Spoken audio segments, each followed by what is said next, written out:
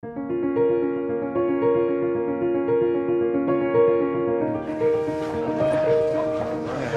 Dean. Nice to meet you, man. Good to see you. Thanks for coming. When Dean was forced out of his job at the LA Times in 2006 for refusing to fire reporters, we thought it was a catastrophe, but in truth it was really just the beginning of what was to come, both for the newspaper industry, but also for Dean, who paradoxically went on to become an even better editor at the New York Times. No one did more to save the New York Times than that man. He just won 3 Pulitzer Prizes. Congratulations on that.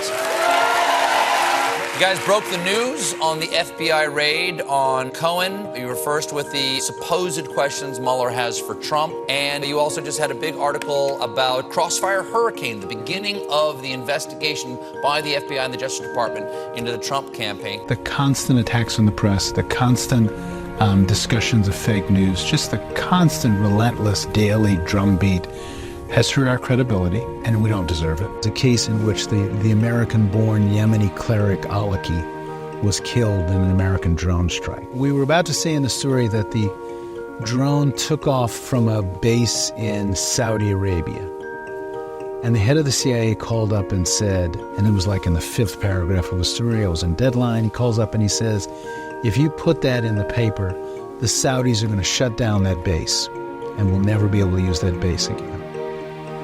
And I folded, and it was a mistake. Dean has pretty much more journalistic experience than anybody else around. Hey, it's Dean. Passionate is the first word that comes to mind. Intelligence. He's got a buoyant personality. Sound news judgment. He's an optimistic, up, kind of sunny guy. And a dozen and a half other things. And that kind of radiates to people around him. Congratulations. He's extremely good at rallying the troops, and he's extremely good at getting people focused on a big project. His sense of like what a good story is and what is newsworthy and how dogged people should be. And he's very good at getting people to look at the big picture, to try to take the focus away from granular, smaller things that don't matter as much. I remain deeply excited by stories, by coverage, by talking to reporters, by the pursuit of the big story. Dean has so much hard-won experience in journalism. Because he's at heart a reporter's reporter. He is a newsman. I'm actually starting a new program to work with local journalists, which I think, frankly, is the biggest crisis in journalism, the decline of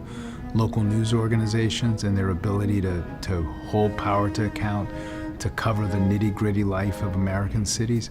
And I hope in my new venture, which is to create a fellowship program for young journalists around the country, that I can help with that.